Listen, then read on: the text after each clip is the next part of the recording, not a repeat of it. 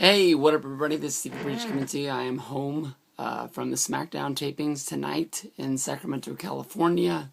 We went to a great Smackdown show. It is the go-home show to the Royal Rumble. I will not lie, being a lucky guy who is going to the Royal Rumble on Sunday. This was sort of like a free, I guess you can say, throwaway show to me. It was a fun show to go to, but seeing how Smackdown is the B show, and this isn't Monday Night Raw, I wasn't expecting a whole lot.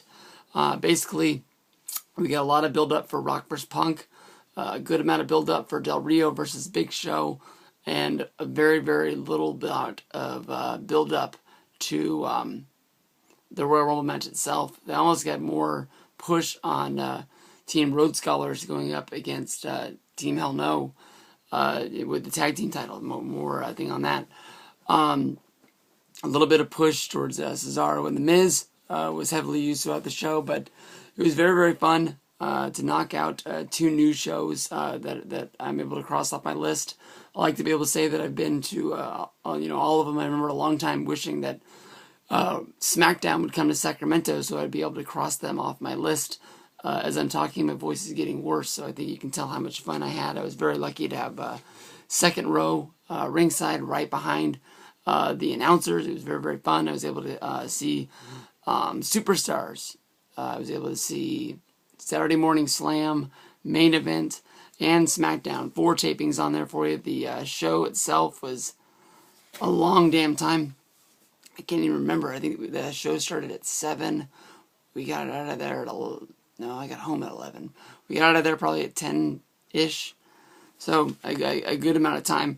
I honestly have to look over my Twitter feed to remember everything that happened on the show for you, but we got to the thing. If you go to a SmackDown show or any kind of live show, they have the trailers out front where they sell the merchandise. Last time we were there, we were lucky enough. Well, I wasn't lucky enough; I didn't get in the line. But Sacramento was lucky enough to get a signing from Dolph Ziggler and Zack Ryder. This time around, just a few months later, that was in October. This is January. Yoshitatsu and Hornswoggle grace us with their presence. Yoshitatsu wasn't used on the show, so it was very nice of him to fly all the way to Sacramento to sign a few autographs for us out there for you. Show kicked off with an opening Superstars dark match. No announcers, so this wasn't filmed, but it was Caitlyn going up against Oksana for the Divas Championship. I honestly thought that this was the SmackDown match that was being used to show Caitlyn, and I thought this was a bad way to start her off. Anytime you see basically a champion on Superstars, it's where they're going to be for a while. Much think about Jack Swagger's last United States title thing that he had there for you. But I don't know. Just got to get them off of there. I think everybody in Sacramento had a good amount of fun there for you. From there, we went to the actual Superstars taping, which started off with the Great Khali going up against Epico. I think you can figure out how that went over. Khali beat him. Khali beat him so bad that Primo jumped in the ring and said he was challenging him, so we got a second match. Guess what? Khali got a chant going, and he beat him too. From there on, we went to Main Event. It was pretty cool. They keep the lights all down real low as they're doing the set change.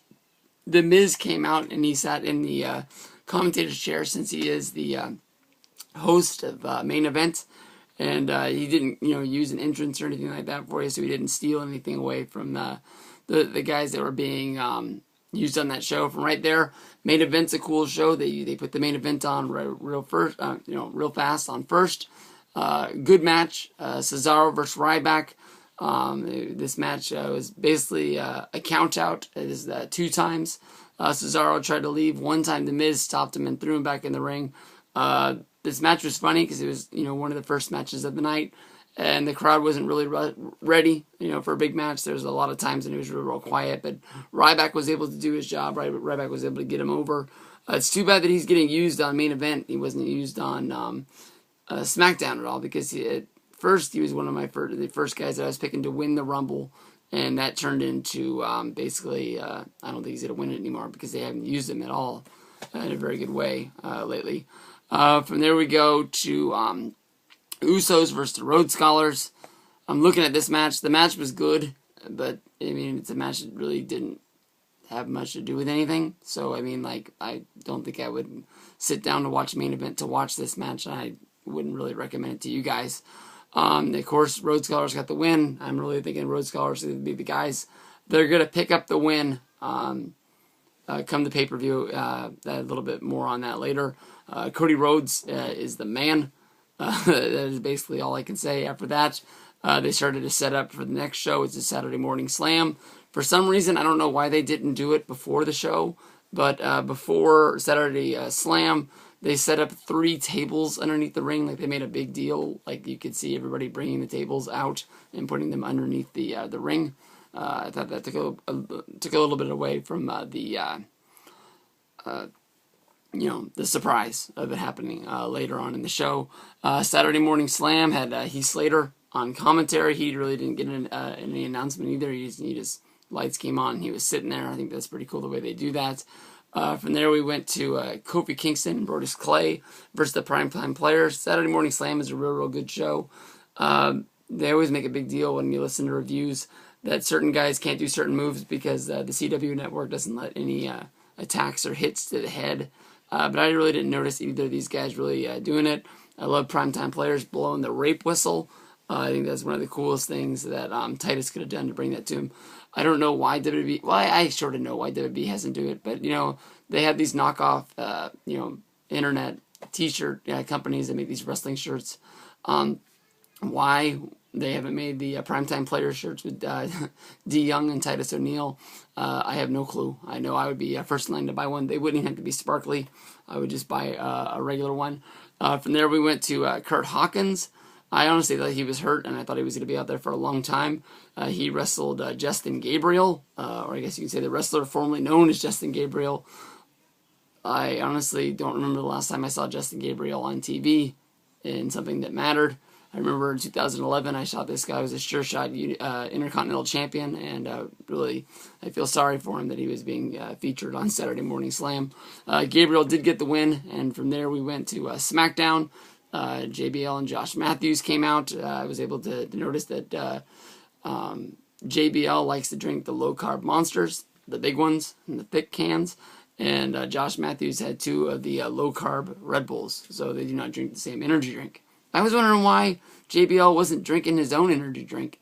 I don't even think I've heard anything about it in a long time. Maybe they didn't sell it, maybe they went out of business, or maybe he just closed up shop. But yeah, why wasn't he drinking his own thing? It'd be a pretty easy way to plug his drink to the people that were sitting around him, seeing him drink them. But from there we go to the start of SmackDown. This had Kane and Daniel Bryan came out. Team Hell No. Both of them claimed they were going to win the Royal Rumble. To this, they started to bicker amongst themselves until the Big Show came out. Big Show said that it didn't matter if they won the Royal Rumble because he was going to become the World Heavyweight Champion, and that was the bigger deal. Basically, these turned into a big old party with Team Rhodes Scholars coming out and saying that it didn't matter if they won the Royal Rumble because they were going to win the tag titles. That brought Alberto Del Rio out, which they stood around for a long time acting like they were going to fight until Booker T came out to declare this was going to be the main event of the show, a 6-man elimination match, and then everybody went to the back because they would be fighting later. From there, we went to a good match of Sheamus versus Wade Barrett. Sheamus got the win there in a real good match. Wade Barrett didn't pick up the win, but I'm sure something's coming around the corner for him pretty good. I've been saying this for a long time, since 2010, and I'm not going to stop saying it. From there, we went to the Great Khali coming out, which I thought he was going to fight his 3rd match of the night, which I did not think was honestly possible, but he was sitting down to do commentary. Epico and Primo came out. This is probably to build up their match that is going to be on Superstars, if anybody's going to watch it on Hulu Plus. That is going to air, I guess, I don't know when Superstars is on. I thought it was on Thursdays, but I have no clue. But he sat down to do a commentary. It was Rosa versus Natalya. Natalya got the win via the sharpshooter. From after that, CM Punk came out. He called out the Shield. Basically had to get the Shield to say that they were not involved with him. The Shield actually looked like they were going to attack Punk, only to step down and hightail it to the back. CM Punk sort of went about his way, bragging, and then the rock music hit, and that place went bananas for somewhere that, someplace that really wasn't going all that crazy. The Rock brings it out of everybody. They came down. I really was looking for CM Punk to get the upper hand on The Rock tonight. and maybe hit the GTS on him. It's just my personal thing. You know, seeing the challenger get beat down a little bit always gives you a little bit thumbs up that he's going to be winning the title. That's why I'm going to the Rumble to see it.